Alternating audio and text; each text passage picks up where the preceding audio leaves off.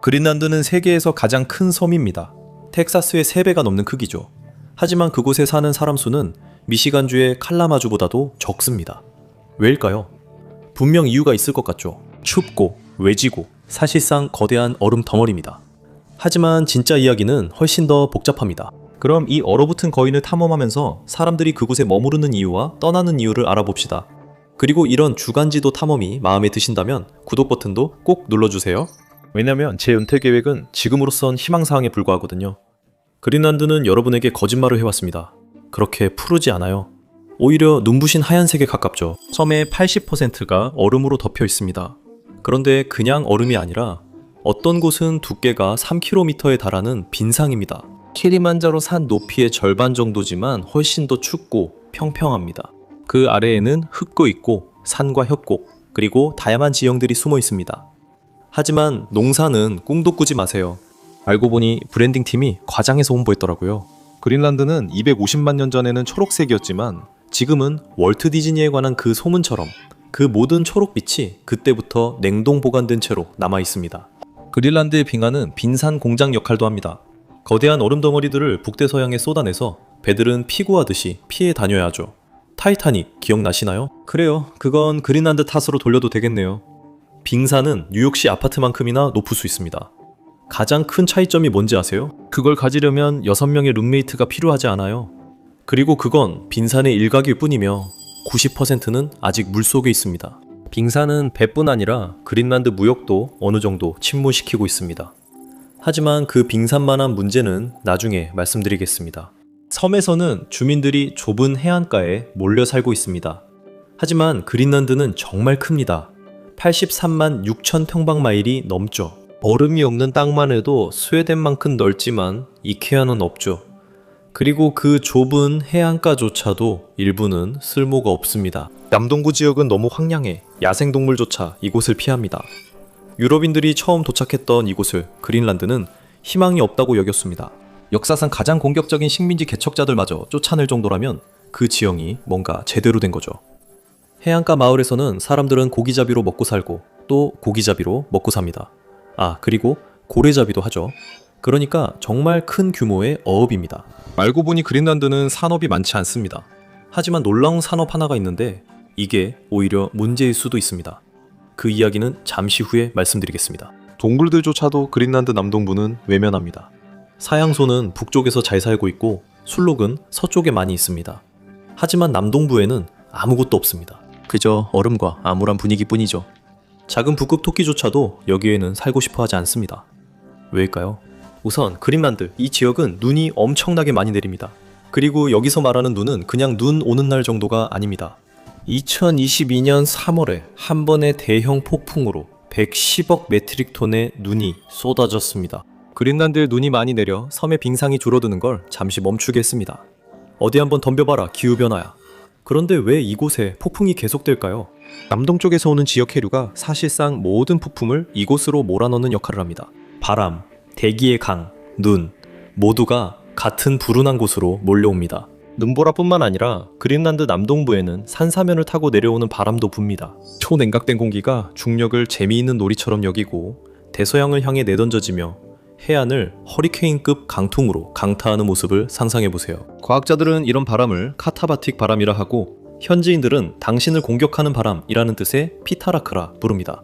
다른 사람들은 이 바람을 그저 어디든 이사가야 할 이유라고 부릅니다. 이 바람은 배를 뒤집고 눈사태를 일으킵니다. 해안가에 사는 건 미리 장례식을 예약하는 셈이니 동물들이 가까이 오지 않는 건 당연합니다. 알겠어요, 그린란드. 이 지역에서 항상 강한 바람이 부는 건 아니지만 한번 불기 시작하면 시속 160마일까지 올라가서 사람을 쓰러뜨릴 수 있습니다. 1970년에 있었던 한 피타락 현상은 타실락 마을의 절반을 날려버렸습니다. 놀랄 일도 아니죠. 왜냐하면 그 정도면 허리케인 5등급에 해당하는 풍속이니까요. 기본적으로 그린란드의 바람의 신이 깨어나서 난리를 치기 시작한 거죠. 1년에 최소 15번은 바람이 시속 40마일을 넘고 때로는 훨씬 더 강하게 붑니다. 그 바람의 길에 있는 사람들에게는 나쁜 소식입니다. 남동풍이 빈상귀를 지나 서쪽으로 내려오면 그 바람은 파인 바람으로 이름이 바뀝니다. 이 바람은 겨울 기온을 화씨 20도나 올릴 수 있습니다. 서해안에서의 삶은 팔다리가 얼어붙는 추위에서 손가락만 이를 정도의 추위로 업그레이드 되는 거죠. 이것이 사람들이 실제로 그린란드 서쪽과 남서쪽 해안에서 살아가는 이유입니다. 살아간다가 핵심입니다. 생존은 가능하지만 결코 편하지는 않습니다. 하지만 그린란드에서 문제가 되는 건 지형만이 아닙니다. 바로 위치죠. 정말 뭐든지로부터 너무 멀리 떨어져 있습니다. 그린란드는 북극해와 북대서양 사이에 끼어 있습니다.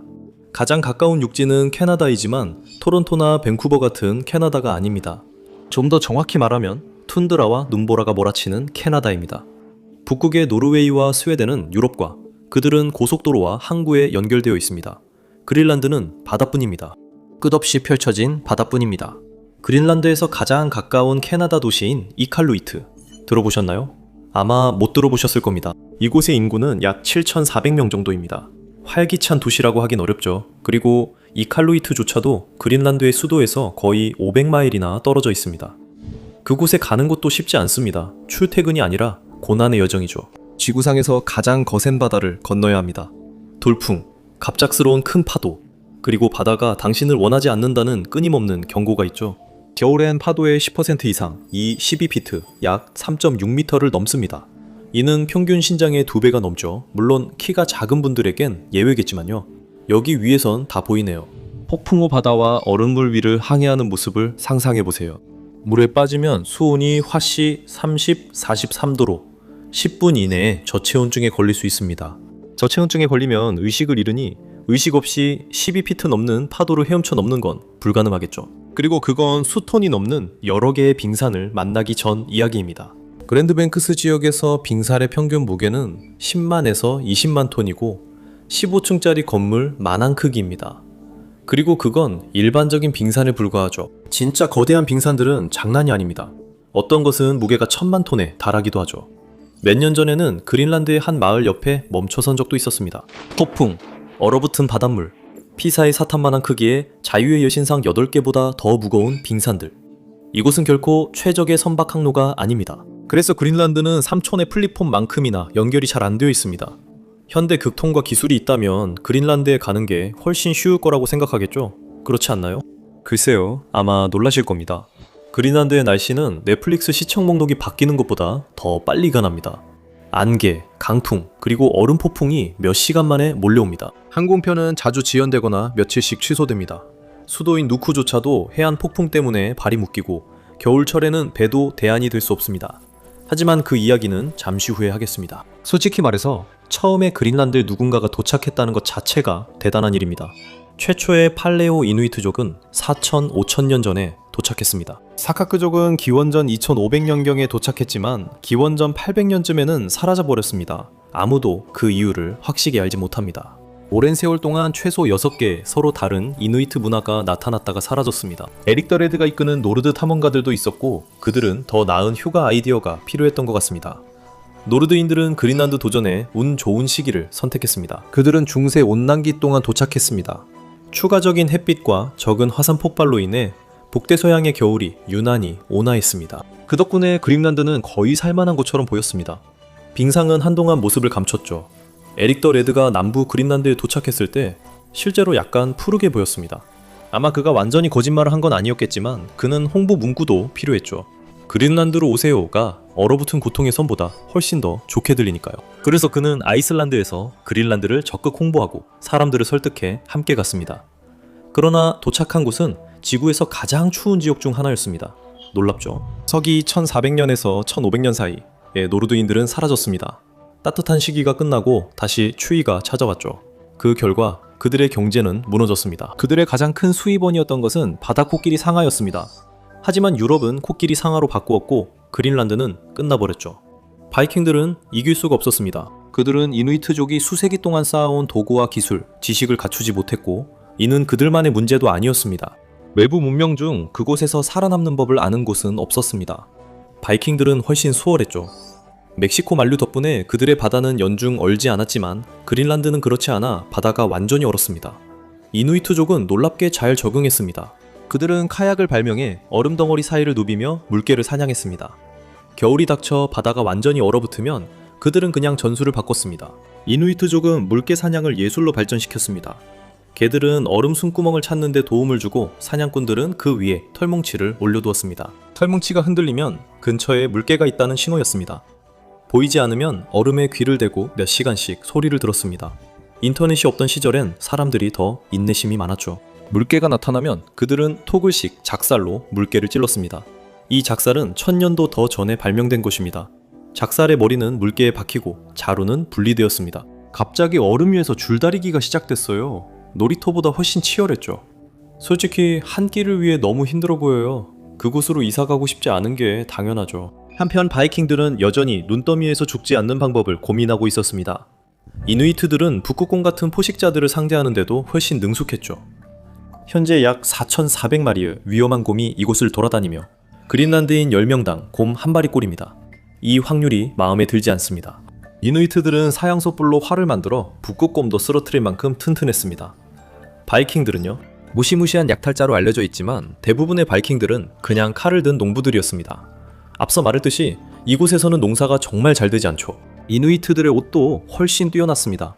여성들은 술록 가지고 사용했는데 이 옷은 정말 대단했고 바이킹들의 양모 옷보다 훨씬 더 추위를 막아주었습니다. 기온이 화씨 영하 40도까지 떨어지면 그 차이는 단순한 편안함이 아니라 생존의 문제입니다. 이누이트 여성들은 힘줄로 아주 작은 바느질을 두 줄로 해서 옷을 만들었습니다. 힘줄이 젖으면 부풀어서 틈이 막혔죠. 즉각적인 방수 효과였습니다.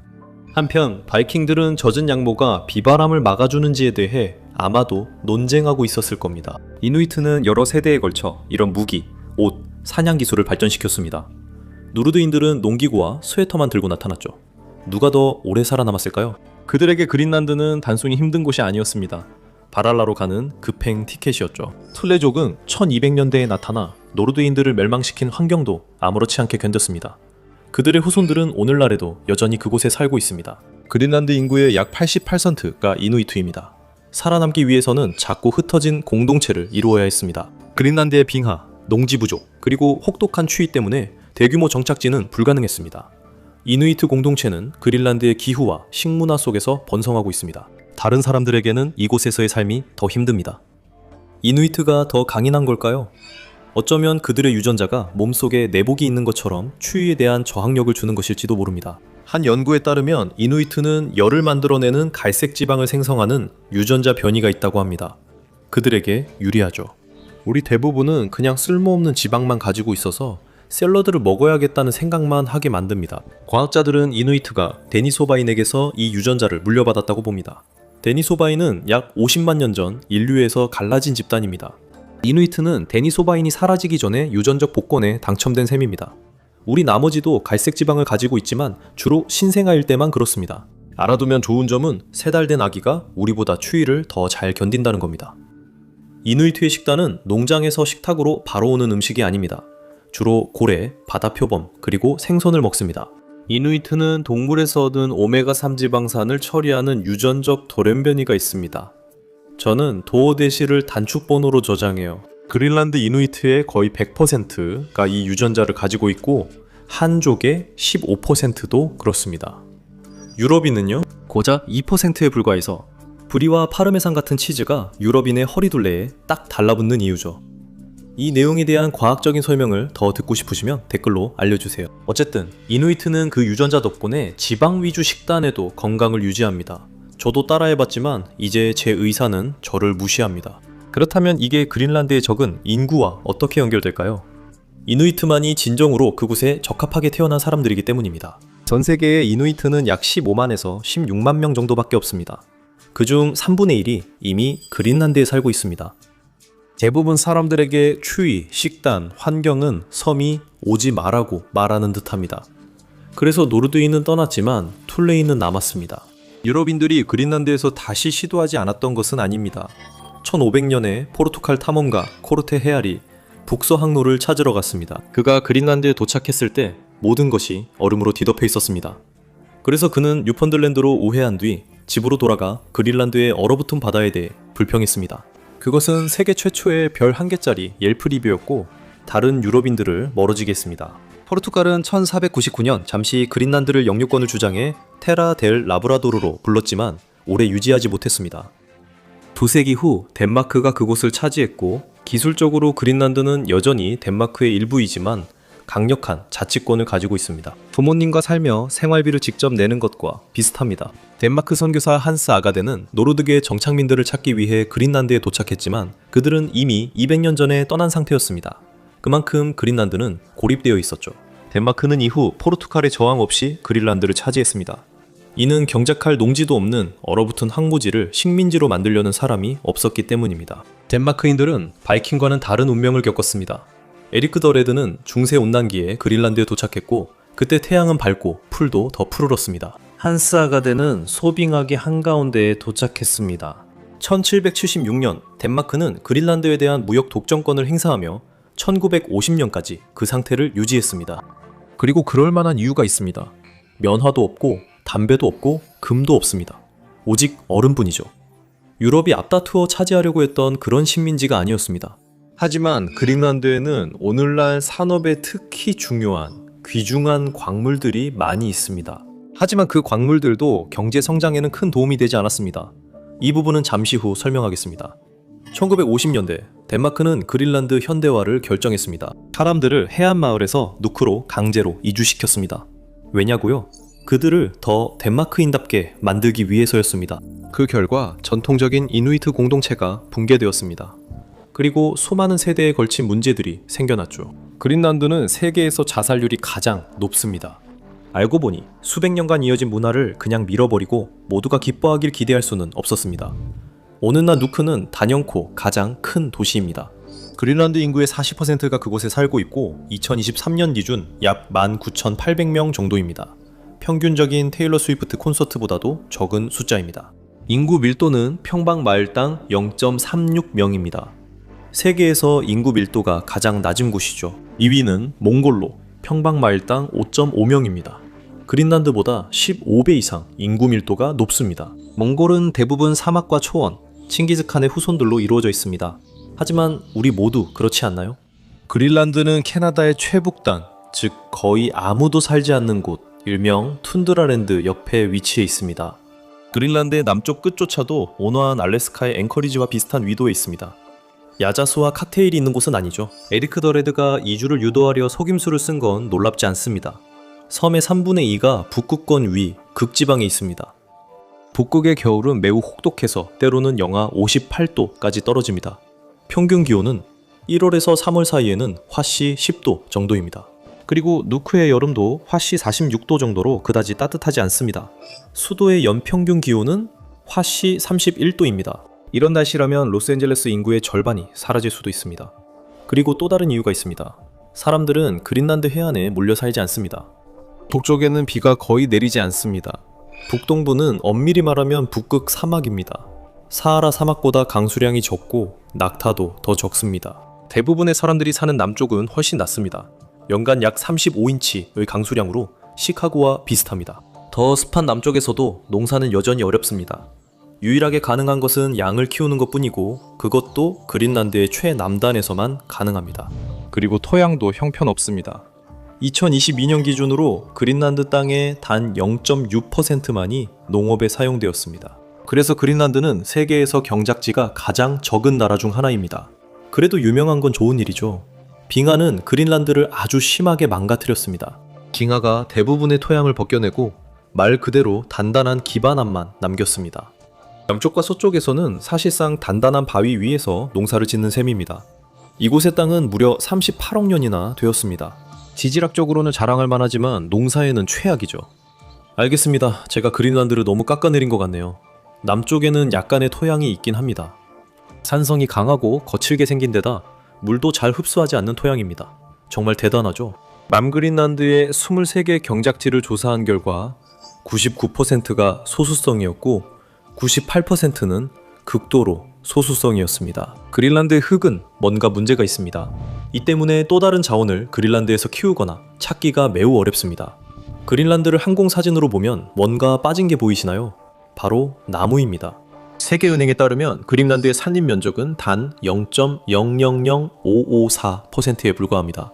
사실상 남쪽의 틴고아 계곡만이 유일합니다. 이 비율이 너무 작아서 대부분의 보고서에서는 그냥 0으로 반올림합니다. 왜 그런지 아시겠나요? 추위 때문은 아닙니다. 드러난 안반이 한 가지 이유고 양질의 흙이 부족한 것도 또 다른 이유입니다. 하나 더 궁금하신가요? 그린란드는 씨앗이 풍부한 지역에서 너무 멀리 떨어져 있습니다. 러시아에서는 새와 바람이 울창한 지역의 씨앗을 전국 곳곳으로 퍼뜨릴 수 있습니다. 그린란드에 가장 가까운 이웃은 캐나다 툰드라이며 씨앗을 나누기에 썩 우호적이지 않습니다. 가장 가까운 녹지는 이칼루이까지 500마일, 뉴펀들랜드와 레브라도까지는 거의 850마일이나 떨어져 있습니다. 새나 바람이 그린란드에 도움을 주기엔 너무 먼 거리입니다.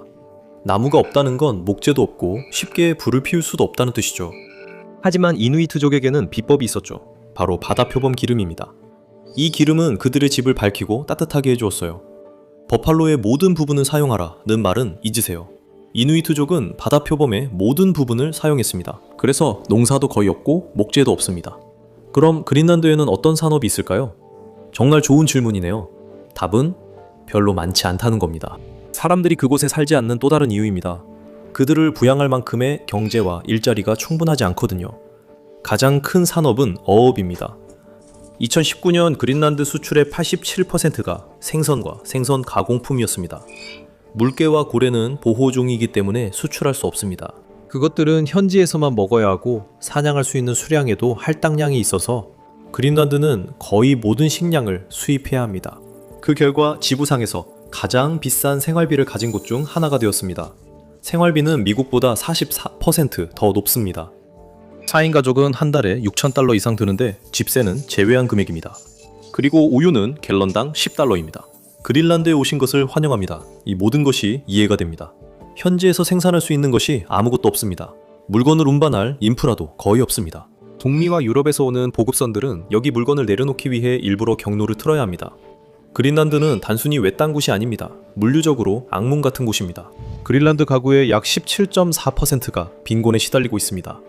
그러나 이곳에서 생계를 위해 힘겹게 살아가는 것은 새로운 일이 아닙니다. 산업이 거의 없고 수입에 크게 의존하고 있습니다. 그린란드는 수세기 동안 살아남기 힘든 곳이었습니다. 바이킹들에게 물어보세요. 잠깐만요. 물어볼 수 없겠네요. 그들은 떠났습니다. 그린란드 정부는 관광산업 확장을 추진하지만 문제는 누구도 그곳까지 직항으로 갈 수 없었다. 적어도 2024년 11월까지는 누크의 새 활주로와 터미널 덕분에 처음으로 국제선 항공편이 착륙할 수 있게 되었습니다.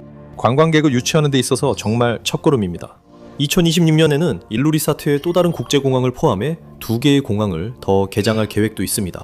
그 결과 2024년에는 14만 1천 명의 방문객이 있었고 대부분이 크루즈 관광객이었습니다. 많아 보이지 않을 수도 있지만 그 숫자는 이 섬 인구의 거의 3배에 달합니다. 관광업은 그린란드 GDP의 4.9%를 차지합니다. 관광업은 전체 인구의 6.2%를 고용하고 있습니다. 공항은 관광객들에게만 편리한 것이 아니라 현지인들에게는 생존 도구입니다. 도로요? 그런 건 잊으세요. 그린란드에서 가장 긴 도로도 겨우 22마일에 불과합니다. 그 도로는 누군가 장을 보러 다니라고 만든 게 아니라 폭스바겐이 혹한기 테스트 트랙으로 만든 겁니다. 요즘 그 도로는 관광객들만 이용하며 현지인들은 관심이 없습니다. 누크에는 보트가 자동차보다 많고 그린란드인의 자동차 보유율은 5.3%에 불과합니다. 그럴만도 하죠. 그린란드의 도로는 말 그대로 아무 데도 가지 않습니다.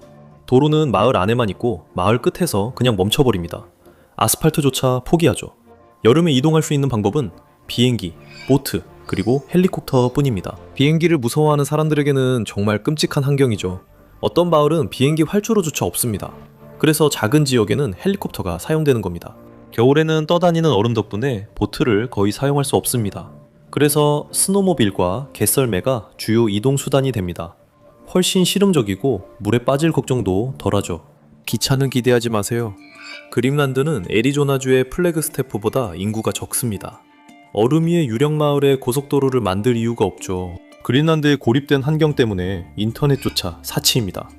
이 섬에는 아이슬란드와 캐나다로 연결된 2개의 인터넷 케이블만 있습니다. 북쪽에 살 만큼 운이 없으면 위성 인터넷을 써야 하죠. 그 결과는 인터넷 요금은 한 달에 115달러에서 158달러까지 미국 평균의 거의 2배에 달합니다. 그런데도 여전히 버퍼링이 생깁니다. 그린란드 정부는 다음 주요 산업으로 광업에 주목하고 있습니다. 문제는 외국 세력들이 갑자기 큰 관심을 보이고 있다는 겁니다. 전 세계가 갑자기 파내고 싶어하는 땅 위에 자신들이 살고 있다는 사실을 깨닫는 것만큼 인구가 적은 사회를 불안하게 만드는 일도 없습니다. 이 섬의 거대한 빙상은 매년 올림픽 규모 수영장 1억 1천만 개에 달하는 양만큼 녹아내리고 있습니다. 이 말은 해마다 더 많은 광물이 채굴 가능해진다는 뜻입니다. 그린란드는 단순히 석유와 가스만 있는 곳이 아닙니다. 현대 사회에 꼭 필요한 보물 상자 위에 앉아있는 셈이죠. 흑연, 리튬, 그리고 히토류 원소들, 테슬라 자동차, 풍력 터빈, 그리고 수많은 군사용 장비에 꼭 필요한 것들입니다. 현재로서는 중국이 이 분야를 독점하고 있습니다. 미국 수입의 72%, 유럽은 100%를 중국에 의존하고 있습니다. 그래서 갑자기 그린란드가 꽤 매력적으로 보이기 시작하죠. 하지만 그 광물에 접근하는 건 그렇게 쉽지 않습니다. 대부분의 광물은 여전히 얼음이나 안반 아래에 있습니다. 그 섬에는 노동력이 거의 없고 인프라도 거의 없으며 환경 규제는 엄마의 방 청소 체크리스트보다 더 엄격합니다. 그리고 광산 개발은 정말 복잡하고 지저분한 일이죠. 물론 기후변화로 얼음이 녹으면 광산 개발이 쉬워질 겁니다. 하지만 그때쯤이면 우리 모두 아마 죽어 있을 거예요. 잠깐만요. 다른 춥고 얼음이 많은 곳들도 잘 살아왔잖아요.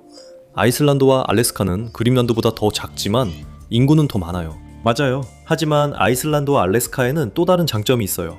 위치가 더 좋거든요. 알래스카는 중요한 교통의 중심지예요. 헤덱스는 앵커리지에 대규모 센터를 두고 있어요.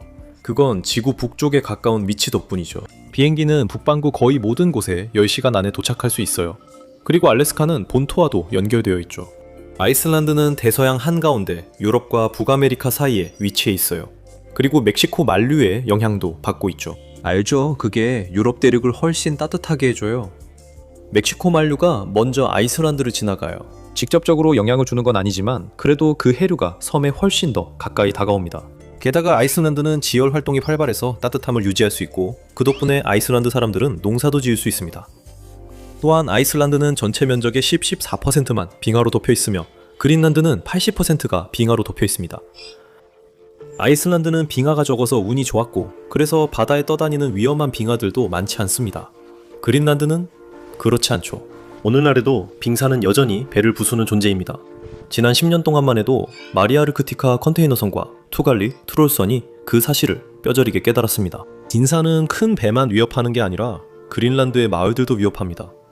빈산이 마을로 곧장 떠내려오지 않더라도 배를 막아서 어업을 도박처럼 만들어버리죠. 2025년 7월 이나루 스위트는 빈산이 얼마나 곤란한 존재인지 다시 한번 깨닫게 되었습니다. 하나의 빈산이 이 마을의 항구로 떠내려왔는데 배나 비행기로만 갈 수 있는 어촌 마을에게는 그다지 좋은 소식이 아니었습니다.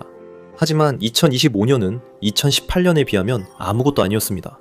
1000만 톤에 달하는 거대한 빙산이 마을 외곽에 자리 잡았고 우주에서도 보일 정도였습니다. 200명 정도 되는 마을 전체가 대피했습니다. 그 빙산은 거대한 쓰나미 같은 파도를 일으킬 수도 있었죠. 그리고 여기는 그린란드입니다. 기억하시죠? 그런 일이 생기면 마을 사람들은 내륙으로 피할 곳이 없습니다. 그린란드에서 또 하나의 자연 위협일 뿐이죠. 그린란드는 아이슬란드처럼 혜택을 받지 못했습니다. 농지도 부족하고 좋은 무역 위치가 아니었죠. 그러나 이제 얼음이 녹고 있습니다. 그리고 갑자기 그린란드에도 농작물 재배 계절이 생길 듯합니다. 이미 2-3주 정도 더 길어졌고 앞으로는 100일까지 더 늘어날 수 있습니다. 그건 정말 좋은 일이겠지만 가뭄 문제가 있죠. 참 그린란드답습니다. 가뭄으로 양 사육 농가들이 어려움을 겪고 있습니다. 그린란드 목초지가 말라 양 농장이 줄고 있습니다. 이 나라의 유일한 상업적 소사육 농부인 소포스 프레드릭센은 이렇게 정리했습니다. 새로운 일자리는 생기지 않았고 농업은 무너지고 있습니다. 국가 전체의 소고기 산업이 한 사람뿐이고 그 사람이 백기를 들고 있다면 그건 좋은 신호가 아닙니다. 이 나라에는 양을 키우는 농민은 38명밖에 없습니다. 왜 양이 그렇게 중요한 걸까요? 양고기는 그린란드에서 사육되는 고기의 99%를 차지합니다. 양이 없으면 그린란드의 유일한 국내산 고기 생산은 해양 포유류와 소 몇 마리뿐입니다. 그래서 그린란드는 새로운 방법을 시도하고 있습니다. 바로 농업 관광입니다. 관광객들은 오두막을 옮겨다니며 하이킹하고 농사와 양모공예를 짧게 배우거나 농부의 소파에서 잠들기도 합니다. 이 모든 것은 북대서양 전역에서 진행되는 북쪽의 양모 프로그램의 일환입니다. 그린란드의 새로운 문제는 바로 산불입니다. 하이드, 얼음섬에 불이 나고 있어요. 2017년과 2019년에 시시미우트 근처에서 발생한 화재는 너무 외진 곳에서 일어나서 사람들이 발견하기 전에 위성이 먼저 포착했습니다. 나사가 당신보다 먼저 숲 화재를 알게 된다면 좋은 징조가 아닙니다. 기온 상승으로 화재가 증가하고 있습니다. 2019년 산불이 났던 날 기온은 화씨 68도였습니다. 그게 산뜻한 봄날처럼 들릴 수도 있지만 그린란드에서는 엄청나게 높은 온도입니다. 그 지역의 7월 평균 최고 기온 연화씨 50도입니다. 그리고 더위에다가 건조한 툰드라 풀까지 겹치면 불이 나면 순식간에 번질 환경이 됩니다. 기후변화로 인해 그린란드의 더 긴 여름과 새로운 산업이 생길 수는 있지만 새로운 주민들이 들어오고 있진 않습니다. 출생률은 떨어지고 사람들은 계속 떠나고 있습니다. 2040년까지 노동 연령 인구는 16% 감소할 것으로 예상됩니다. 일하는 사람은 줄고 얼음량은 그대로입니다. 그러니까 지금도 그린란드에 아무도 살지 않는다고 생각한다면 앞으로는 훨씬 더 심각해질 겁니다. 뭔가 극적인 변화가 일어나지 않는 한 말이죠. 오늘 저와 함께 해주셔서 감사합니다. 영상이 재미있으셨길 바랍니다. 이런 영상을 더 보고 싶으시다면 구독과 알림 설정을 부탁드립니다. 정말 큰 힘이 됩니다. 감사드리며 다음에 맵팩에서 뵙겠습니다.